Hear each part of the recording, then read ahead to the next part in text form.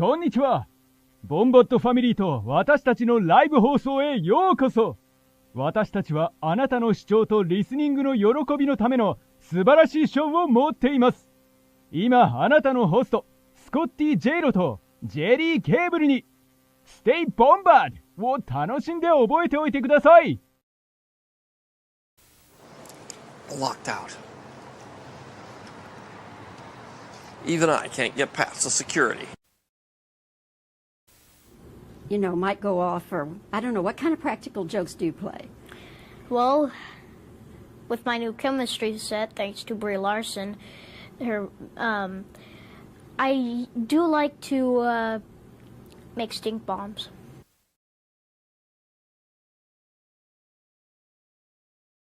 Here's that rainy day they told me about, and I laughed at the thought. Okay. I've been away for 7 months. Now out filming the Book of Boba. Ooh, fight scenes, makeup. The one thing I've really missed is this hidden gem. Here in my hometown, Rotorua. The Polynesian spa. Come on, New Zealand, try something new. There are no words.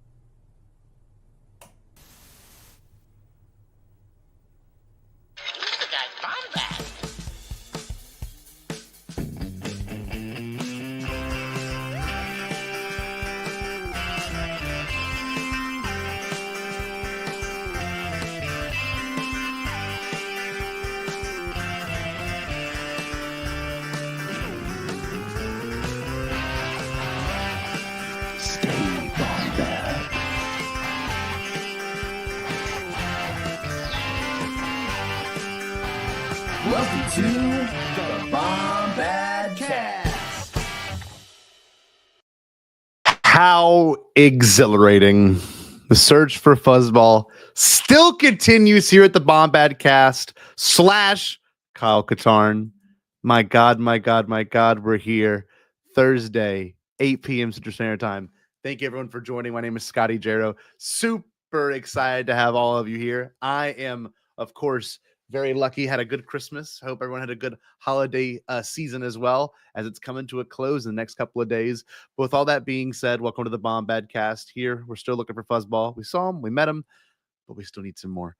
This is every Thursday. You can have a good time with us. My co-host, Jerry, is not here this evening with... Okay, I'm gonna get too much detail. I'm not gonna do that. He just couldn't make it tonight, and that's okay. But here with me, and of course, look at these wonderful people in the chat. I love it. Femboy Fuzzball. I don't quite know what that means. Happy holidays, everyone. Wiznerd, glad to have you here. Let's bring in my my co-host for the evening tonight. Long time friend of the show. If it wasn't for Bombad Cast, we wouldn't have this person here. He happened to find our first episode 6 years ago, very soon, just on his feed. And that's the one and only, and a good friend of ours, collaborator, Michael McCoy, the Munificent. That's right. Happy to be here, Scotty. Happy to be talking about Skeleton Crew, and even more happy to be eating this Christmas fudge. Homemade? Mm-hmm. Oh my God. How you feeling? Feeling good? Better now that I'm eating this fudge. This fudge, baby. Michael, before we bring in our next guest, tell everyone more about yourself and what you got going on with your page on YouTube there. Yeah, if you don't know me, I am All Remaining Systems on YouTube. I am formerly Local First Order on Twitter. Now I don't really use Twitter anymore. Now I'm ARS Michael on Blue Sky. I do a Star Wars tabletop RPG series called Ionized Bastards, featuring Jerry and Alden from Octo Radio, as well as Jared from Nerd Academy, where we all play our Star Wars tabletop RPG. Season 3 of that should be coming next month. which is very exciting. And I also write Star Wars fanfic. I've got a whole anthology called Heart of the Jedi and a follow-up to it called Elegy of Malevolence. That's a work in progress, so you can check that out either on my YouTube page or you can find my Archive of Our Own page where you can read it. Beautiful. Michael, looking forward to more stories coming your way. Season 3, Ionized Bastards, starting soon, I'd imagine. Next month is the plan. Beautiful. Maybe we can have a guest. This next person coming on as well. Good friend of us. We all hung out at Star Wars Celebration 2022 in Anaheim, California. The last time he was on the Bombad Cast was covering Kenobi, which is a long time ago now that I think about it. Man, about almost a year and a half ago. This is one of our good friends of the show, the one, the only, Kyle Katarn, on his own channel too. Hello there. Yes, Kyle. How you doing, buddy? Guys? What did Santa Claus bring you? Santa Claus brought me a hoodie that was a little too small. And, so I'm gonna hang it. No. I'm talking to the elves. We're sorting it out. Okay, good. But it was a good Christmas. I had a nice, cozy, like low key, easy. Exactly. Not more my speed these days. That's good. I had to go to 4 different ones. I had Christmas Eve, 2 on Christmas Eve, and 2 on Christmas Day. Wife with separated parents, me with separated parents. It's just those things aren't fun. But the good thing I will say, the icing on the cake or the Christmas fudge, now you've got was the fact that we got Skeleton Crew on Christmas Eve. How did everyone feel about that? Did y'all like that? That was kind of weird. I liked it. Did you watch it when it dropped, Michael, or no? Did you give it because I'm living on my own now, I was able to watch it when it dropped. I didn't have to worry about family stuff. I had no one dragging me to church or anything like that. I could just sit down and go to church, to my church, which is Star Wars. Yes, the church is the crew.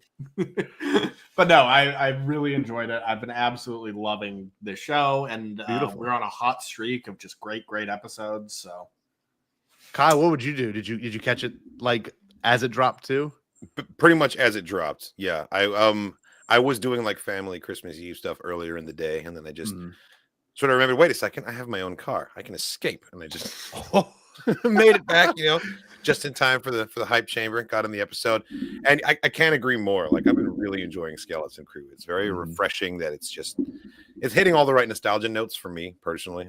Even though it's a predominantly child cast, I feel particularly catered to, and that's kind of a weird thing to reconcile about yourself. But at the same time, really enjoying the show. The emotions are all so raw, and I think for us as viewers, for some reason, it does bring up the kid wonder in us. And there was one scene in particular that I have to start this whole conversation off with.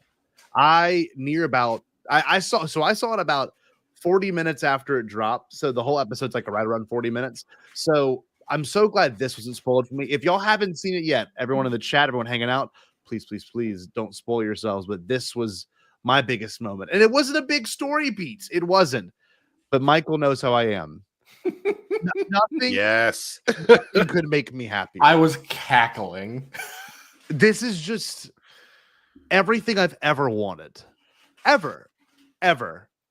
I just mutants being dudes. It's almost cut off of the picture, but they also managed to put a towel on an Athorian up there, and I think that's pretty impressive. That's pretty impressive. How does that work? Yeah, no, it's the one that's chilling. Just the one that's just Jay chilling right there, man. God, he's so cool. Because he's man-spreading under the water for sure. Oh, 100%. But there's something to be said about the fact that he wears a towel on his head, and the other ones in the back do too, and it's to hide his Sith lightsaber. Could you imagine? That's where he keeps it. You can't get it wet, I don't know. There's something so funny about the pirate idea of oh no, this is where they threw the bodies, so we couldn't find the evidence that they were there. And now nothing but a bunch of scumbags use it as a a resort now, and they're eating people. They've developed the dumping ground. It feels like a Sopranos plot that they could have used. A little bit, yeah. They built a casino in a dumping ground. This to me though was just peak, man. Star Wars has been for me on the up and up ever since The Force Awakens. With every show, it gets a little bit better. They do a couple of things different, but this was not on my bingo card. And the implications of this, before we even get the canon implications of this, is that the banking clan still holds some power this many years later. That is insane. Well, I mean, galactic commerce didn't just go away. Exactly. Someone's still got to be holding those reins no matter what. Like the Senate got dissolved, we know that, but like in terms of like the private sector and all the financial stuff, yeah, still going strong. And it's still I'm pretty sure it is canon to some extent that the empire did significantly diminish the banking clan's influence. I want to say that's something that's in. Actually, I think I got the whole right. Oh, here we go. I think that's mentioned somewhere here in Rise and Fall of the Galactic Empire. But yeah, to see that they're still holding power and engaging still in all this stuff in the New Republic era is so great. In spite of it all, capitalism perseveres. Yes, no matter what, empires will fall and rise again, and we still got these assholes bathing in a mud bath. And you know, in a way, that's kind of one of the only through lines that Skeleton Crew has to the larger Star Wars fabric. In that, like, we see it in Andor, we see it again here, we saw it in The Mandalorian. The people of means just sort of living their lives comfortably, regardless of the galactic circumstances. Like we've got like, you know, guys just chilling on Canto Bight, never worked a day in his life. Yeah, I was gonna say the people that are hanging off of the defecting engineer in The Mandalorian before he gives his little TED talk about eugenics. That whole thing was, but they're like, you're so brave, it's so wonderful. Like I could never, like joking about being drafted and stuff. It's like the rich are never affected.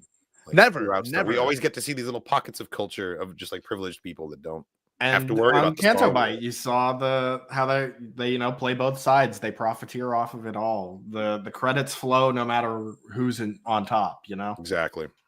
Money talks, man. And like this is such off the radar stuff for me. And I mean, I'll just say it to everyone watching, like Plagueis is like one of my favorite Sith. And I did a whole video essay about Plagueis and his influence. And I've always loved the Munes. And people are like, I don't like their design. It's a stupid take. The design is so weird and alien and, you know, George Lucasy. And we had not seen him except for Acolyte, you know, that species. And then of course we got some they turn up in. Yeah, and then this turns up like, okay, no, they're willing to bring in this weird stuff that we haven't seen on screen since essentially Attack of the Clones, which is amazing. Like, and they're there for what do they call it, a summit? They're there for like a corporate field trip. Yes, it's like a corporately sponsored like spa day kind of thing. Oh, beautiful! Which is hysterical to me. That might be my favorite aspect of the banking clan's involvement in the whole episode is that this is what they're doing. Like, my uncle is a homicide detective. His entire police department was sent off on a thing, on like a party thing. They're like wearing business suits at Disneyland, like riding like the teacups ride, bunch big. So they do this sort of stuff. Like, it's hilarious. Just the visual of it. I'm sure it's especially funny with the Munes. So funny looking. It's especially funny with the Munes because, especially Scotty, you and I are huge fans of the Darth Plagueis novel. You know, they just hate the fucking formalities of shit like this. Like when Plagueis goes on like a whole rant about how he hates like eating meals because it's just like such a ridiculous thing to have to do to conduct business. So, you know, these guys, half of them are just like, God, fuck, can we just get back to the conference call so that we can sign this bullshit? It's just so real, man. I love that, Michael. And Kyle, I agree. None of them are smiling either, I know. No. And they literally, you hear them talk and put the subtitles on. And the subtitles are something along the lines of like, we haven't seen no kid. What are y'all asking about? Who are you? And I just love they're being pestered. Anyway, I'm glad we spent 10 minutes talking about it because I thought it was I mean, this is super important. This validates, because we're all prequel kids here. This kind of does a little bit of validation, if I'm going to be real with you.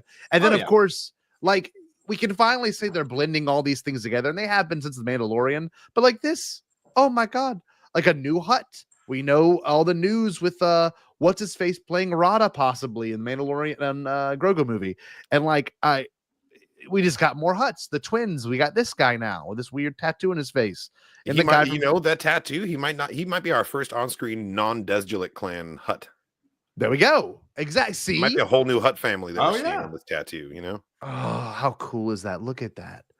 And he was like trying to eat the little guy. And did you hear the dialogue? He goes, "No, not again." Does that mean not again with that specific Hutt or with the Hutts in general? Yeah, it's not the first creature to eat him. Go back to the photo for a second. It's not lost on me that like it's a floating plate of food. Yes. But he's still puppeteered to be holding it above his head with both hands, like struggling and then he lets go of it, and it's just floating there. It's like, what were you even doing, dude? I just love at your service. There's a little bit of a C-3PO feeling there. Oh man, Oh, I yeah. just love it. No, that's totally a tattoo under his chin right there. You're right. Yeah, You can see yeah. it. It looks a little bit like the maybe my eyes are deceiving me, but it looks a little bit like the mythosaur kind of. I don't know. There would be no way. But Do you just think that this is actually the armorer under the helmet? oh my god, that's just the crack the under code? the helmet armorer. I mean, it's better than that theory that it was Satine, but not. Oh my goodness! Oh my goodness! No, this is the other creature too. Tathalops. Tathalo? I don't know how they said it. You can barely see him just because the image is super dark. But like, in the trailer, I thought this was some big monster that was going to smash him and give him a hell of a time. But no, this guy. I will story. claim one of my the credit boys. here. I will claim my credit here. In my trailer reaction, when we first saw him, I was like, "Oh, he's got a cute mustache. No, he's going to be a helpful creature." Like, I saw the brief shadow outline of a mustache, and I was like, "Nah, he's cute. He's a cute guy." He was great. Little whiskers. I just love the second Jod walks up, he's like, I wouldn't trust him. Like, how does this dude already know, man? Literally smells it on him. Yeah, on him. Yeah. So I guess we should break it down the whole thing. Okay. This kind of brings us back with this episode, the very beginning, before we even get the title card, which I thought was really cool. We got the parent story, right? And Wendell, having to make a decision to plug that thing in the computer. And I don't know. I thought that was a pretty being really moment. shitty at hiding it. Yes, I was going to say. Well, apparently, like, security's kind of like, you don't need to be that good at hiding it. If you can access this mainframe from your workstation as like whatever the hell he does for a living, like, why is it so centrally? There should be like a terminal that's guarded where you can do this from. It's just out in the open. You plug in anywhere. Exactly. And he plugged it right in, and they noticed a energy pulse or something. Energy surge. That's what he said. Yeah. And I just think it's so wild. Like, they noticed it. And of course, his boss, which I love this whole show, the whole idea of like a boss on top of a boss and who's really in charge. How do I get in touch with the supervisor? Where his boss is Fern's mom. And so like a little bit of benevolent corruption, and we're back in the game. Exactly. But yeah, I didn't realize Farah was Wendell's superior there. I had no idea. That was a cool little twist. I knew she had some kind of rank. She said she was the undersecretary of the department of the super when she talked to the kids. So I figured she's like some sort of admin. So the hell does that mean? Yeah, they're like in the same little bullpen together. And just like Fern, she's good at wiping the droid's memory and doing what she needs to with it. And that makes me think. Oh no, what you want to say, Kyle? I was just right before the energy surge happened, the way Wendell looks up at the droid and the droid just so funny. The puppeteering of these droids has been fantastic. Oh, it's so all of the physicality has been really entertaining to watch. There was one scene in the third episode. Me and my wife were watching this morning because she's not caught up. There's a part where he's like, calm down, talking to the parents, and it really made me laugh that time. Calm down, everyone. Calm down. So my favorites were always in like with Hu Yang and Ahsoka. When he's like laying under the dashboard, like fixing something up there. He's so clearly been just like placed there. But it looks like he climbed down and like got under there and stuff. Like it's so funny the way they lean into those kinds of illusions with puppetry. Oh, and the arms thing was really funny. I remember that. And then like it's the duality is great because then you've got someone like SM33 who's like super like really perfectly articulated, but the other robots are very terrible looking. Yes.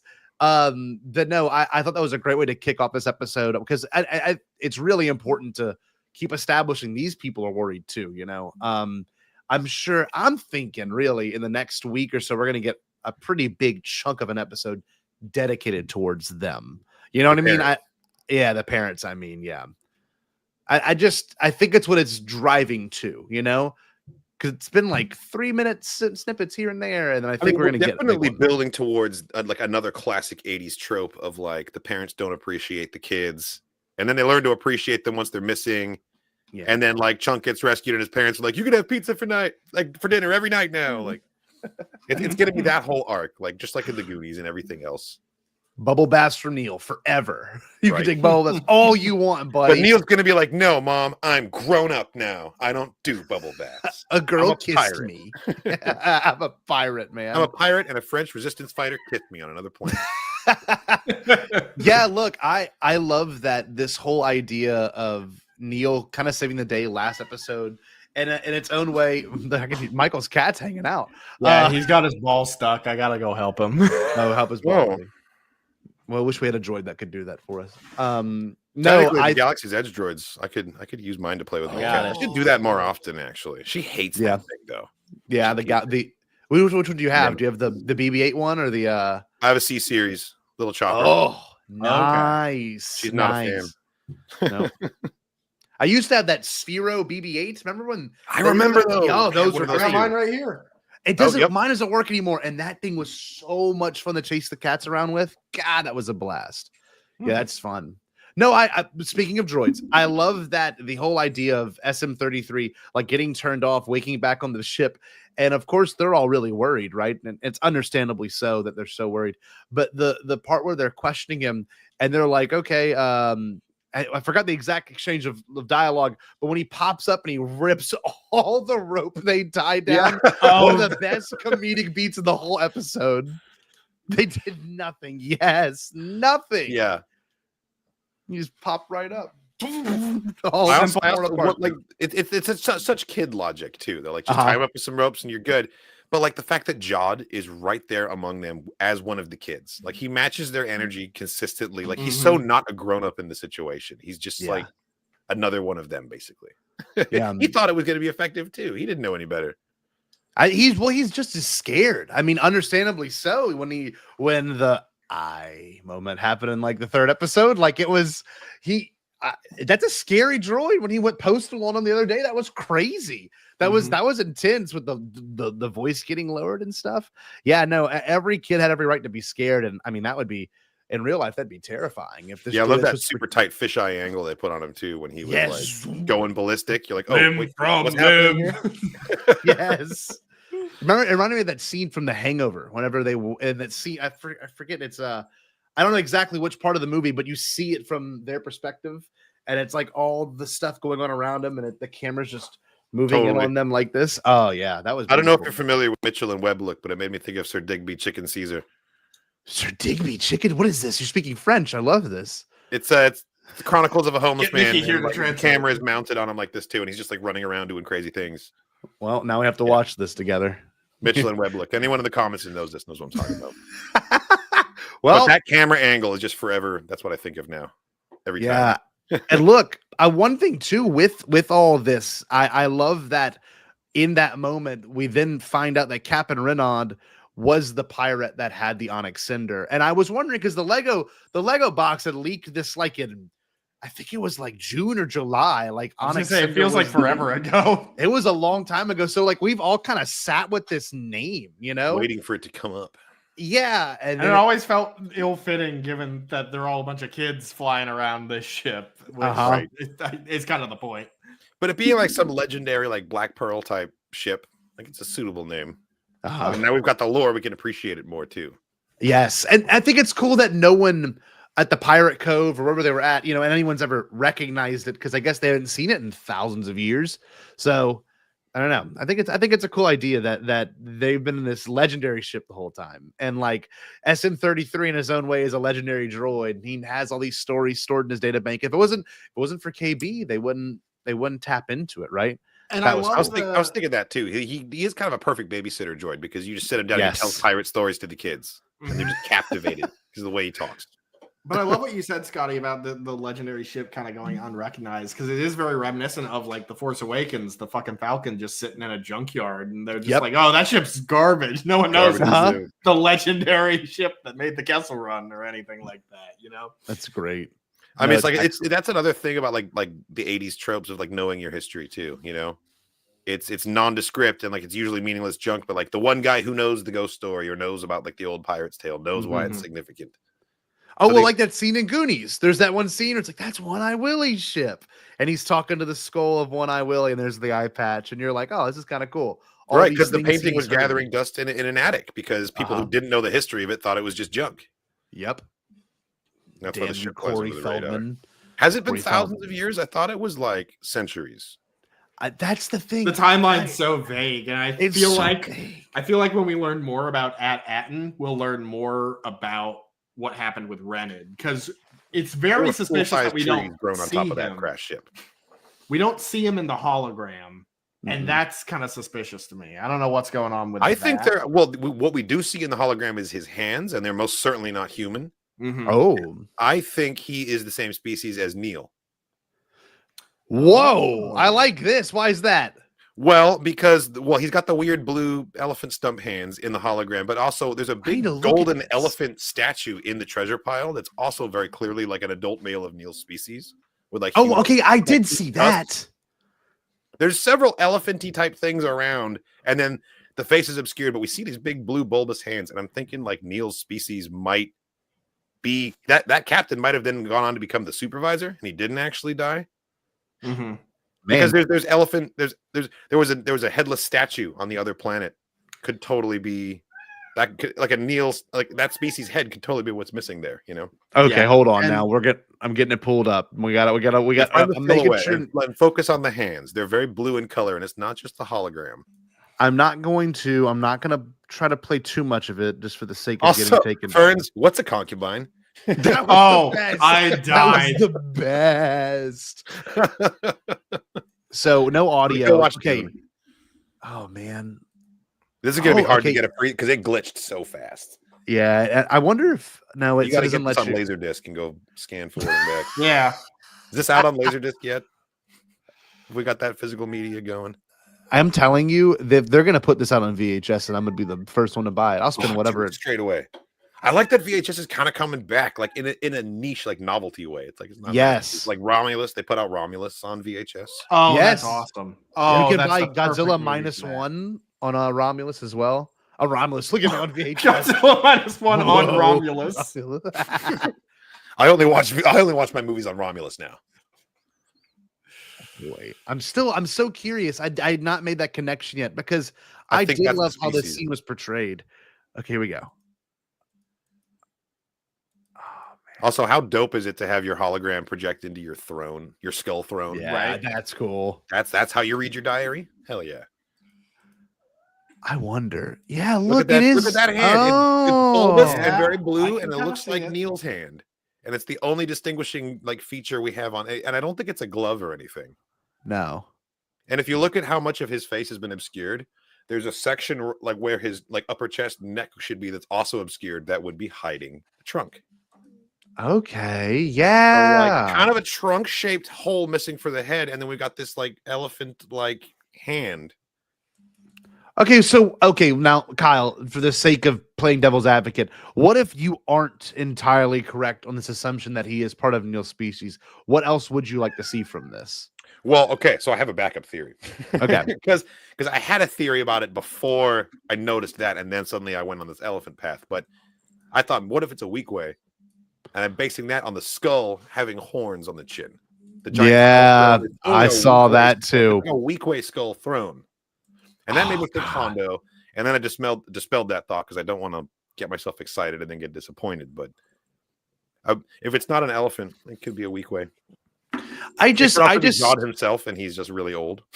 Okay, here's the shot that you're referring to, by the way, that just showed it for one split second. Yeah. Oh, yeah, look at that. Look at that. That is definitely a grown-up member of Neil's species. 100%. You can tell. Friggin' jacked like that one Korean Jesus, you know? You know what I'm talking about? Yes. Yes. Wow. You could tell. Yeah, that's a good point. We'll come back to this footage in a little bit. We got to look at more Mune stuff. Why else would you have such a specific statue? I know. Of a seemingly obscure species that is only populating the planets. Like, we haven't seen one outside. Not to say they're not out there, but we, the audience, have never seen one before. So suddenly there's also one in this treasure trove. Yeah. Big coincidence, if so. And I think there probably is some sort of tie, at least, to Renid and the supervisor. Again, we as Star Wars fans do tend to overthink absolutely everything. See every previous season of Star Wars television. for examples of this, but if there's two things we do well, it's waiting in lines and overthinking the hell out of minor details.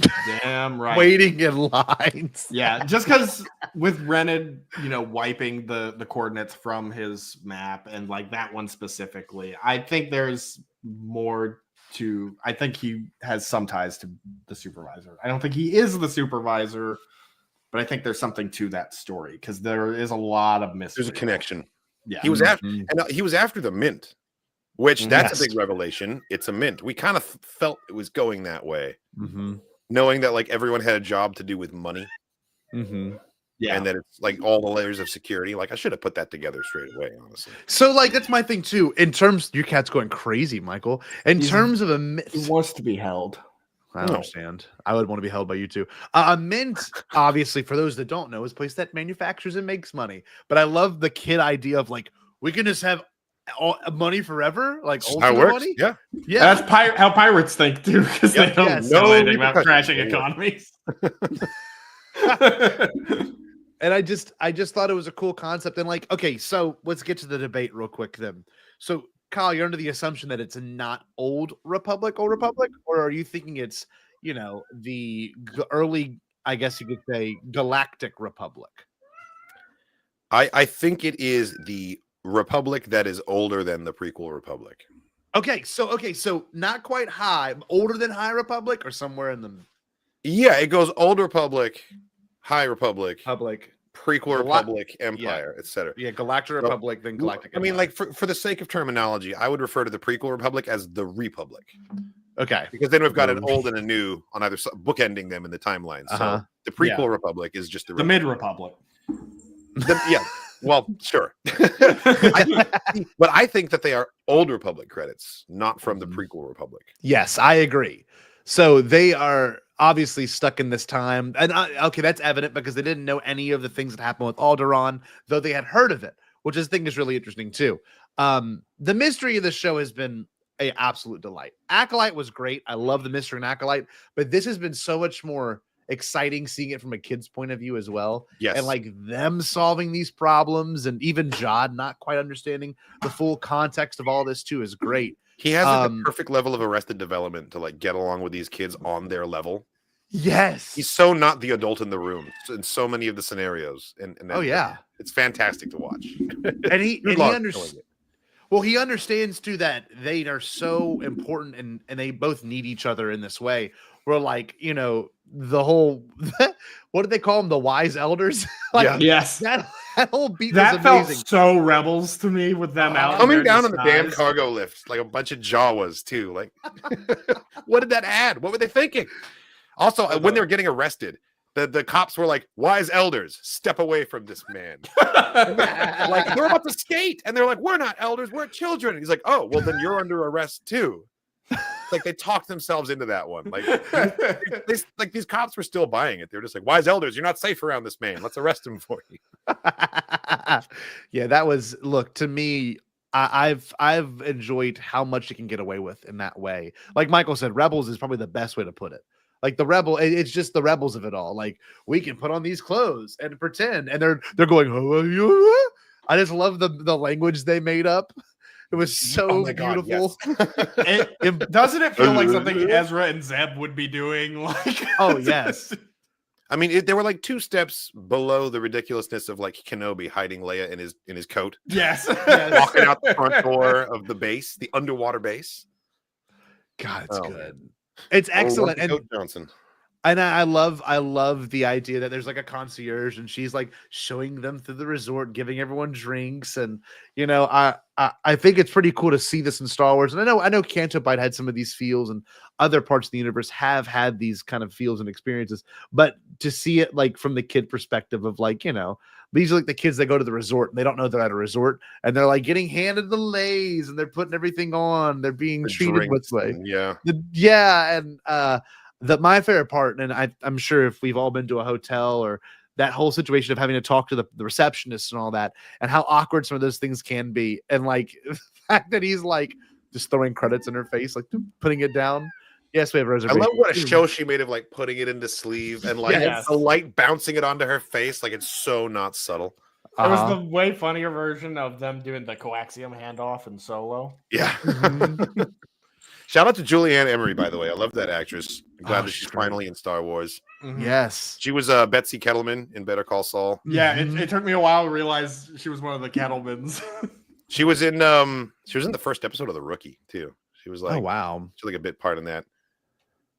Yeah, really, really funny that like she like knew exactly what was going on too. She's like, yeah, I'll make this money on the sly. She's like saw through it the entire time. Like, oh yeah, and the wise elders, they're like obviously children. They're like doing a little dance in the background.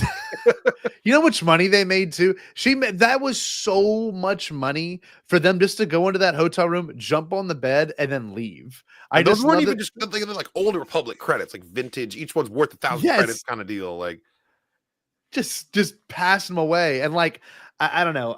I've always wanted to see what a spa would look like in this perspective, because for those that have never like seen a hot spring or been around a hot spring before, like it is a lot of that. It is a lot of just chilling and hanging out, and you know, yes, towels on heads. And I mean, in Japan, we'll be doing that. Of course, Kyle and I will be right at the onsens, just chilling. Right, we'll do a special towel head podcast from inside a sauna. Just that's right. Well, this is it. Yeah, this is it right we'll here. Just be the moons. Welcome back to That's No Moon. Let me grab a towel here. And, I just know they're complaining, and that's just a beautiful thing to be like in this luxurious place and complaining. There's something kind of elegant to that. My drink has a space fly in it. I demand a new one. I just know this planet was really cool for this show. And of course, when they get there and they're freaking out, the bounty's been called on them. Oh, Pocket was great. Hold Pocket the was phone. Fantastic. Pocket was a baddie. Yeah. What's your read on Pocket species, you guys? Umbaran. You thinking Umbaran? I was leaning towards Arcanian. Now I gotta look at it side by side. I'm into her either way, so Umbaran is pretty solid though. I can see it. I was getting kind of slime more DM, you've got a good encyclopedia of the species. Yeah, the eyes was kind of a new detail. And Arcanians generally have like subtle face markings that she didn't have. Yeah. Not impossible though. Okay, I got some images pulled up right now. I'm going to show the audience that's hanging out with us tonight. There's the Neil's uncle. Okay, here we go. Yeah, the Umbaran right here. Yeah, I could see it. Yeah, she's got a little Slimore in the eyes. I see that. Yeah. Oh, definitely the eyes. I didn't think about Slimore's eyes. That's an Umbaran for sure. Slimore, also the mother of Triclops in Legends. Good to know.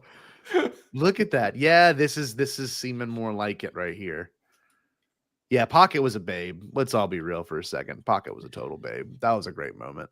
I like the retcon that the Umbarans have a Scottish accent after because in the Umbaran arc in the Clone Wars, we only ever hear like inside their helmets. So like they could be speaking anything. Yeah, that's true. There's a bunch of angry Scotsmen muffled in their like breathing helmets during that war. In Fallen Stars audiobook, Mark Thompson goes very like Eastern European for Orla Jareni. He's like, I'm Orla Jareni. Okay, here we go. All right, this next one, the Arcanians. Okay, there's something there too. I just all white eyes, man. The Umbaran eyes tie it for me. I think Umbarans is the way to go. Yeah, that's right. I forgot Dagan Gera was an Arcanian. Did we confirm that was his species? I didn't know we ever got confirmation on it. Well, I would say ask Cody Fern, but I don't think he cares. Fair. One thing is for certain with this, and I like that these episodes have been doing this. The most recent one didn't really pick up exactly where the other one left off, but this one's gonna have to pick up where the other one left off. Like it's gonna have to, unless the entire episode is on Atten following the parents. Then that would be pretty sick too. But I'm pretty sure, if I'm not mistaken, I'm pretty sure Jude Law at some point, Michael Caduceus is going nuts, fam. Dude, he's a talker. He wants to be involved and talk about. He's the fourth host tonight, clearly. No, I was gonna say with this episode, I know there's a couple of scenes from the trailer that we have yet to see out of this planet, and I don't want to give anything away. I can always pull it up, but there's just shots of X-wings coming in, and Jaleel White's character also on the planet. Who's now probably dead. I don't know. That's the thing. I don't think they would have gone down there. I don't think they would have sent someone who's There were like second five command. or six damn sets of stairs leading out of that pit that they just had to back up onto, and it was above the acid. That's true. There's no way they just stood there and melted. They just like were forced to retreat a little bit. If I was burning in acid, I'd be saying a lot more than Silva. No. God, that was probably a horrible death. Even when they put SM33's foot down there, like it like burnt the whole bottom of him. Like, geez, that must have smelled so bad, like acid burning, like rusty old metal. Oh. Also, shout out to the guard who got shot and then pulled up and like impaled in the ceiling. That was cool, like a repulsor spike trap. Yes, that was a fun version of the usual trick. It's weird because, like, obviously, probably a great actor, probably a good character actor, probably does other gigs too. But what I wouldn't give to have that scene in a Star Wars, just a like gruesome death, and just a death, just shot, turns around, boom, boom, chink, and you just hear it, don't see it. Beautiful. And then you could be like the guy in Galaxy Quest. He's all like, "Oh yeah, I died in episode number 8." Remember? Work the con circuit. Yeah, no, I love that whole like getting into it, and of course the big guy with the mustache smashing the stuff, right? I mean, that was all really exciting. And I don't know, the part that really got to me was them having to do the booby traps and them experiencing what was it like to get into the actual, where the bounty is, where all the treasure trove. Yeah, the treasure trove is it's just so cool. I think the entire episode was an excuse so that SM33 could say grotto. Yeah. That's the only reason we did this. I just think it's so cool that we get to this scene already, where I was expecting that to be maybe the big scene at the end of Ad. You know what I mean? Like I thought that was going to be like, oh shit, we made it. This is the spot. And then of course they subvert us, and the mint is the big deal, not necessarily the treasure that's there in that area, but the fact that they get there. And I love that Wim has to ask, like, are these things booby trapped too? And like, it's a really cool beat because I never considered that. I don't think that it's actually happened. Did it ever happen in the Goonies or any of those? Yes. Pirates. Okay. One-Eyed Willie's were surrounded by treasure in the room, and like you can't touch any. Like that's why the ship ends up like sailing out of there, is because the Fratellis start grabbing stuff. Yes, because it loses its weight. Oh, that's a good point. I forgot about that. It sails off. No. And also Indiana Jones, with the idol. Yes, exactly. Well, the idol, of course, is the pull and the thing falling. One thing, my God, we failed to mention it earlier. I have to go back and discuss this. When Wim's having his little bit of a breakdown and he's upset and he's crying, Jod, of course, has to be this Jedi figure that he wasn't expecting being. What did y'all feel about that line drop? Because I know Kyle knows and Michael knows, but like The Phantom Menace is my favorite movie of all time in terms of Star Wars stuff. Your focus determines reality was pretty heavy. It's a pretty graceful way of confirming sort of like a bit of his background. Yeah. Without having to go be too on the nose about it. But I was still laughing pretty hard from his initial reaction to finding Wim crying and being like, ugh. Oh no. And then he turns around to leave. And then because he had a couple like dad moments in the last episode, so we had to get back to him being like, oh no, I'm not coming out for this shit. Gross. Like, ugh. And then when he hears like my mom's like, I won't see my mom again. And from behind his shoulders just fine, like comes and sits down. I gotta do it now. With his sympathy and support. Look, he's always to look out for himself, and like he has to be that person that stands up for that kid. You know what I mean? Like, because he didn't have it. No, not at all. And Wim, he hasn't broken his spirits at all. And to see him finally when they get to like the telling of the story of the pirates, right? All those great moments, and then all of a sudden, you get to it, and he's not happy about it. It's just. Right. It's kind of brutal. You kind of think, this sweet adventure of a kid is just, he's tuckered out, man. I mean, it's never meet your heroes of like, never live out your fantasies because they will not go the way they do in your imagination. They're scary, and they're dangerous, etc. Yeah. And he even gives them terrible advice too. I don't know. Like your focus determines reality. Attachment his whole attachment debacle is even worse than how the Jedi treated it, at least for the which Jedi. I loved with John's good like intentions. ham-fisted explanation of what attachment was. Like it was so Mm-hmm. not quite right, but he got to the right point accidentally almost. Yeah. Mhm. That's someone who was taught something as a young child and like misremembers it as an adult. Yeah, so I was starting to think that Jod was never a Jedi. He was just always force sensitive.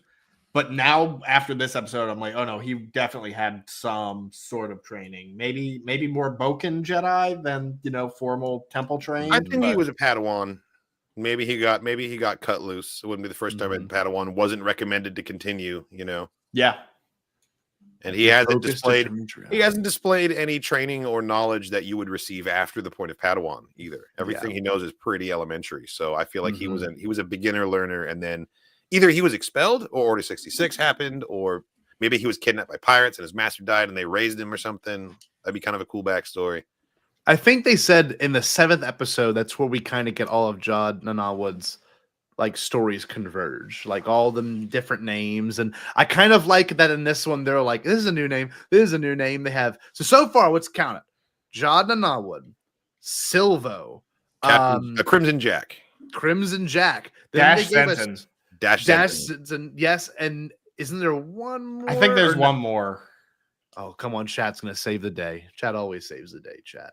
No, there is definitely one more. But I just love that this character already has 4 names, and obviously Jod's not a real name. And this is probably not going to, this is mostly wishful thinking, but wouldn't it be cool if we ended up with all of those names are attached to real canon people who all come home to roost, and we have this Mexican standoff of like everyone whose names he's stolen. He's kind of in the center. God. We've got Crimson Jack there in his blue unitard with like the red handlebar mustache, like looking straight out of the comics. They're all pissed. That would be a great way to. That would be a great Dash Rendar shows up, man. That's how Dash Rendar. It's like, you changed my name. Yeah. Kyle Katarn. No, I don't want to get any. Yeah, that's how he gets canonized. Is by identity fraud. Could you imagine everything you've worked hard on, Kyle, and all of a sudden they bring him because he's a victim of a credit card scam? One thing that I think this episode gave me that I was not expecting, besides Moon's in towels and Hut's relaxing, which was incredible, is finally I feel like I have an answer to the question of like, what would you be doing if you were in Star Wars? I'd be sitting in a bath with a towel on my head. I'd be chilling. Easy. Like, I love how many background aliens we get in this show specifically that have been so relatable in what they're doing. I love the mundanity of Star Wars sometimes. Totally. It's just so peak, man. Not a care in the world. They're having a great time. You forget that this happens in a universe that's so tense all the time. Yeah. And this guy. I mean, it's just beautiful. I mean, well, again, it just speaks to like privilege, and the people who have the money for it don't have to experience the bad side of the galaxy. And like, look, as much as I've loved AT-AT and seeing AT-AT, I would like to see an AT-AT 7-Eleven or something like that. You know what I mean? Like, I kind of want to see that. Yeah. Like, what is their Whole Foods look like there? Do they have to get gas in the little powered vehicles that are on the I love their rinky-dink little bumper cars. It's so like it's a small world. Very Epcot, very a city of the future. But the big Toronto on this planet.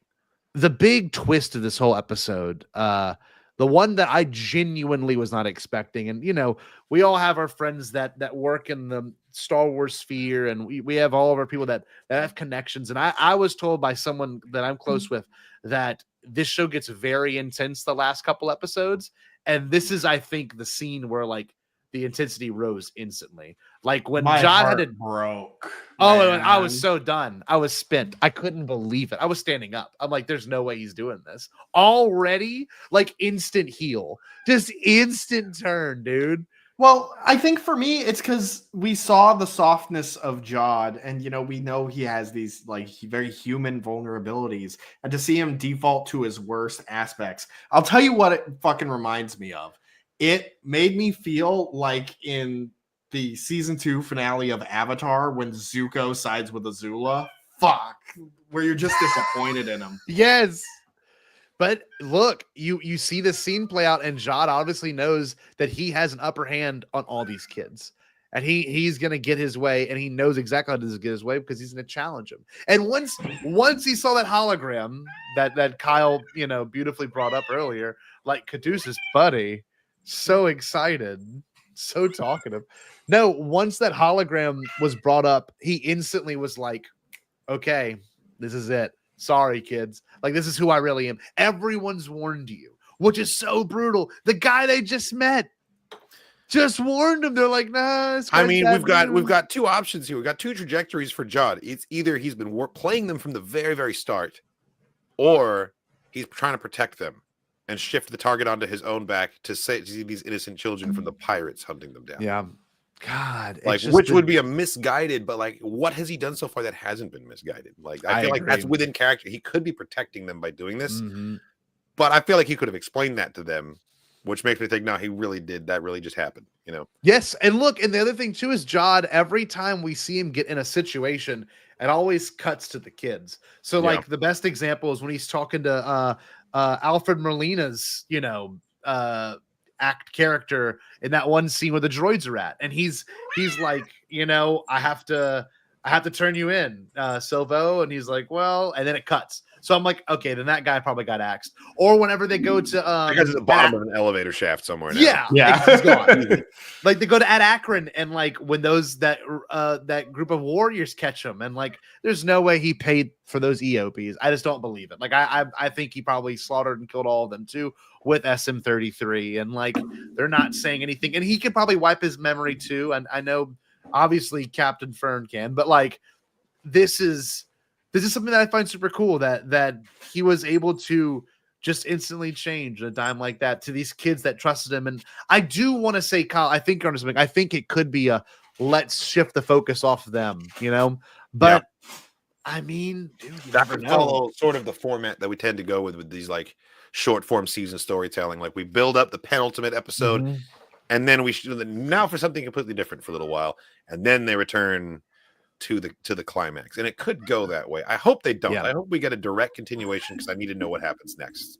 Same things with Jod, with the resort. I do like one thing that's emerging that's kind of expected for me is that Wim and Neil are kind of trading places. Yes. And how Wim was so intrepid and so like eager for adventure, and Neil was so tentative and scared, and now Neil's throwing rocks at scary droids and like charging in head first, and Wim's the one crying, in the corner.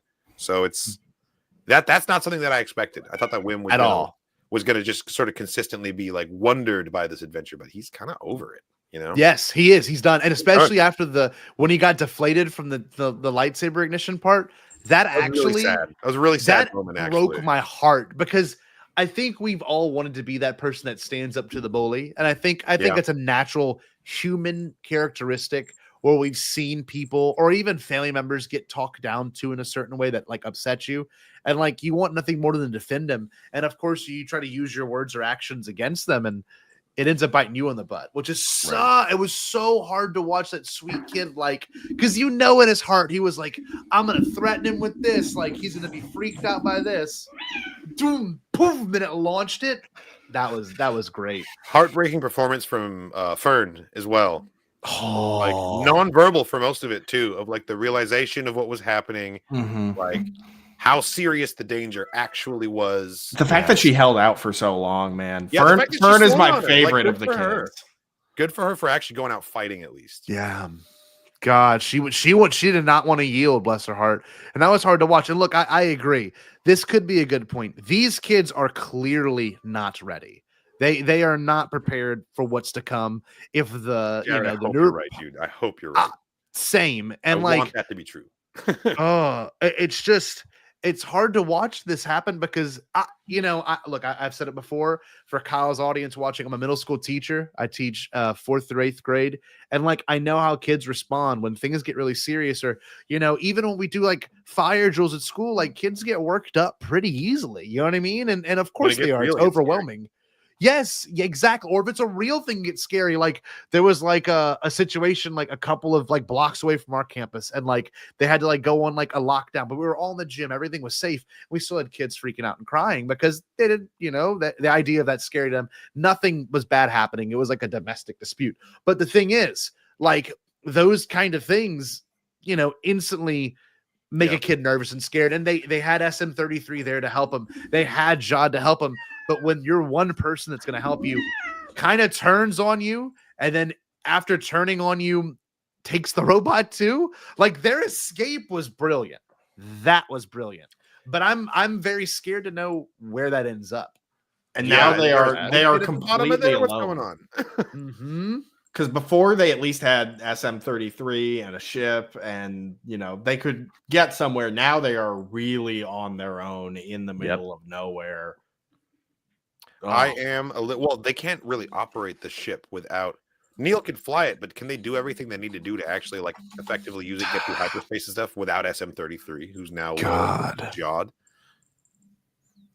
All I know is I don't see. That's the thing. SM33 is doing it because he's programmed to do that based off the pirate's code, right? And I love that that's mentioned. We've always heard the pirate's code in other movies, or the bounty hunter's code, more like actual guidelines. Yes, but for unfortunately for SM33, it is a code. It's in his coding. It's the pirate's programming code. Yeah, it's a program to him. And I was gonna actually, if y'all don't mind, to wrap this whole thing up, I wanted to pull up some of the Skeleton Crew trailer footage just to kind of see what we have coming next. I know Michael only watches. So Michael's weird. Michael only watches these trailers once and he's done. And he isn't. I don't do trailer breakdowns. That's not that weird. That's not that weird. I'm similar. I'll watch the trailers a few times, but I stop at the TV spots. Yes. Once or a couple weeks out, I don't watch because then they start showing too much.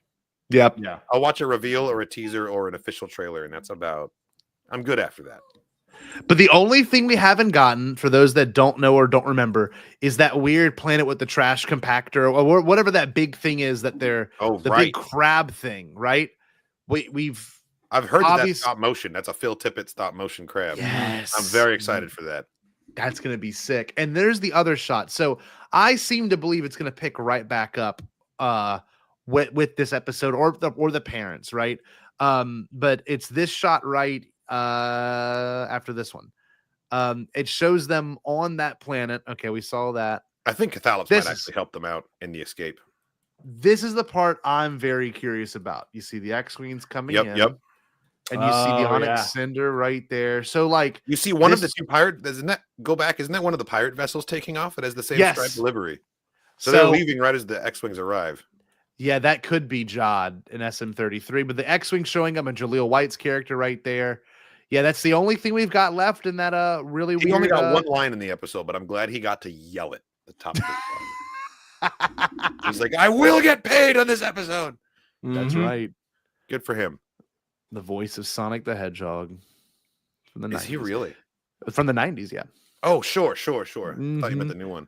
No, that's old boy Ben Schwartz from Arrested. I'm sorry, from Parks and Recreation. Sure. So this other thing right here we haven't gotten yet. Don't know what this is. This looks like Fern's mom talking to some people in a hologram. I'm thinking pirates. She's wearing Baze Malbus's back armor in white. That's right. Wow, and a short that's true. Pauldron, I think. Yes. I don't think she's Imperial, but she's definitely using some, recommissioned equipment. So I'm thinking pirates. Definitely. But yeah, this scene wasn't in there. So I don't know. And this also could still be the same planet. We don't know yet. Look, I mean, it could be mountainous. Okay, well, you know what? Actually, you got a resort world where everything's nice and shiny and good. They're throwing their trash somewhere. Oh, so this could be the other side of that same planet. This is what they do with all the garbage from the guests, including the ships that are broke down and disgusting. Well, including the ship that just got parked on by a pirate cruiser. Did you see that happen when the pirates arrived? Just fully lands on this guy's ship? Come on. Parked on top of it. Yeah, so the next episode, I think we're gonna get this whole thing, and that seems to be taking place on the same planet. What was the planet for this episode? Too? It was it started with an L. Oh, Lanupa. Lanupa. Yeah, Lanupa. Yeah, I love that. Was one of the best beats too. Is welcome to Lanupa. I like the subtle implication. It goes by many names. This is Skull Ridge Mountains, just over that pleasure facility right there. It's like an adult pleasure facility, but it's seen through the perspective of children. So we don't really see the extent of what's happening at this place, but we can imagine. This is the only thing we've been granted, and it's the best thing we could have ever asked for. And that's the good news. This is the good stuff. This and this. Man, this was such a cool episode. Yeah, I'm looking really forward to the enjoyed rest of the show. The rest of this show, because now we've got to the point where like there's very little footage in the trailers, which I know we just analyzed the last little bit, but like I feel like episodes 7 and 8, much like Mandalorian seasons and Book of Boba Fett, none of us are expecting what's going to happen in those last two. And who's a supervisor is it this pirate? You know, there's got to be a connection to the whole pirate, especially to the old pirate captain. Something about him and the supervisor are linked. I'm sure of it. Yeah, it has to be. Well, look, another good point at Akron, there was the headless statue. You had the headless hologram. Like, there's something to be said about that. What's with these weird planets all being connected? Because like we know that at Athens, maybe they had oil there, but we don't know if this is like some weird like offshoot of the Republic or something that where they all secluded these planets. Or what if it was like a Zerka Corp experiment? Oh, that'd be great. See, I kind of want some weird stuff like that. You know what I mean? Like the episode 7 of Mandalorian season 3 where they got Lizzo and all. No, episode 6 they had Lizzo and all. Like I want more weird like that, like a whole society ran by robots. Yeah, Captain Bombardier. Let's get more of Jack Black. Turns out he reveals that his name used to be Zinj, but then he changed it. And then his real name is Dash Zenton. Yeah, he's Dash Zenton, exactly. That's it. No, shout out my wife's in the chat. Everyone, thank you so much for everyone coming tonight, hanging out. I love this show. I hope we look, and as it says on our thing, I do hope we get more Fuzzball. I'm still holding out. Phalops, personally. Yeah, I know. I hope we get more Munes. The way he folds his tentacles, like he's just hanging out. It's too good. Oh yeah, and then what? He's one of the boys, man. One of the I would boys. tell him stories. God, all he wants to hear is a good story. What? Can you imagine if Cathalops was like a Twitch viewer? He would be everybody's like best, just like commenting. Oh, and then what happened next? Like, best someone make it. He's just someone make the lurker. They got to make. There's going to be a profile by tonight, Kyle. That's the whole plan. I hope so. This is it. No, y'all. This has been an absolute blast hanging out with y'all, talking about this. This is one of those episodes that like did a lot very quickly. And I'm very happy to have broken it down with y'all and looked at it from a couple of different perspectives, because this show really is building to something special and something I was not expecting out of it. And this has been fun. I'm liking it's gonna get a little heavy, but it still feels refreshing to watch something that keeps it lighthearted. It's whimsical. It's not self-serious. Is really what is refreshing about it, I think. It's very tongue-in-cheek. Moons with towels wrapped around their heads. They know exactly what they're doing. They are in on the joke. Look at them. It's so reminiscent of the wholesomeness of Rebels, and I love this flavor of Star Wars. I love every flavor of Star Wars. Campy hijinks. That's what Star Wars always needs, is some campy hijinks.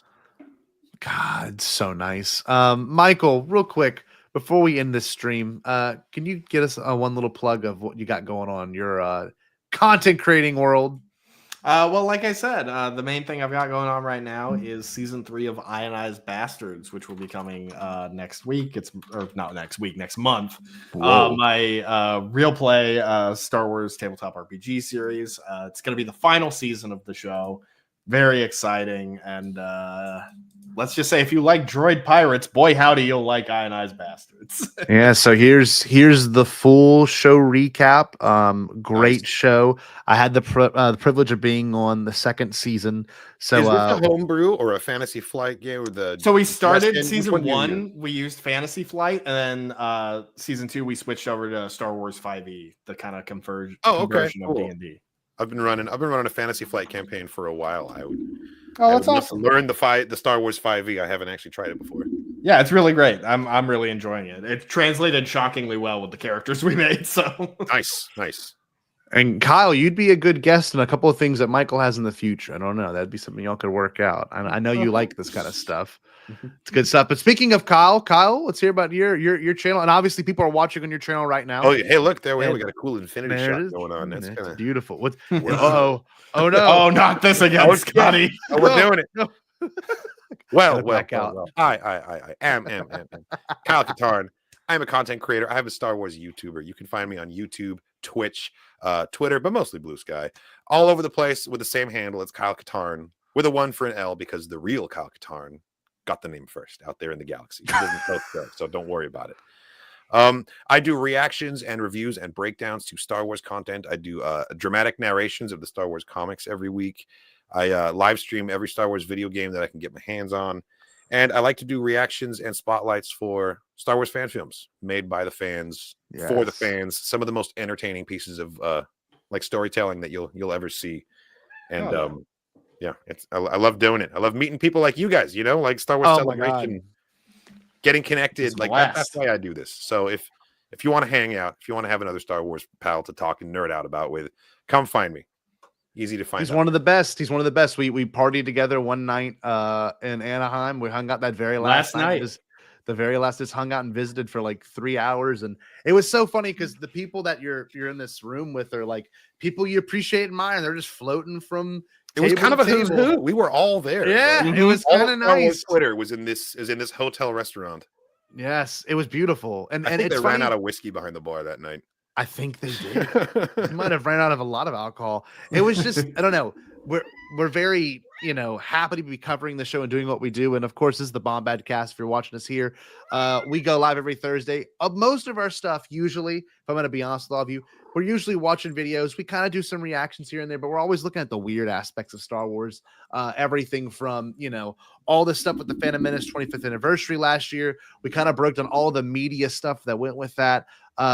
We've got a few things in plan in the works. Our next reaction discussion show is about the Star Wars episode of the Hello Kitty show in the 80s, because there was a show called The Real Thing called that's a brand new sentence for me. I think it was Kitty Wars maybe. So I have to look it up. It's excellent, but you sent me on a rabbit hole now. This is what I'm going to do. No, it's great, and that's what we usually do. So you can see, obviously all of our videos here. We broke down 10 years since the Force Awakens trailer. One of my best videos, though, I do have to plug this for the sake of discussing. It's something I'm very proud of, and I'm sure, I don't know if Kyle's seen it, but I know Michael has. One of my best videos I've ever made came out last year, and I did a whole entire video essay breaking down midi-chlorians, and it's a 2-hour analysis. It's a 2-hour analysis on the importance of midi-chlorians. So give that a check whenever y'all get a second. Thank everyone for coming and hanging out tonight. Kyle, I know it's been a year and a half. I know it's been a year and a half. Way too long, man. I know. Thank you so much for inviting me back on the show. It's been a roller coaster. We've all been really busy. But, let's do this again soon, man. It was so much fun. I have to baptize you real quick, Kyle. I got to hear what you think about this Folgers commercial. This is your wake-up call. Time to reach, go for it all. Folgers stirs inside of me, and I know what I can be. Limit is the sky. Hey world, watch me fly. The best part of waking up is Folgers in your cup. What'd you think of it? She's faking it.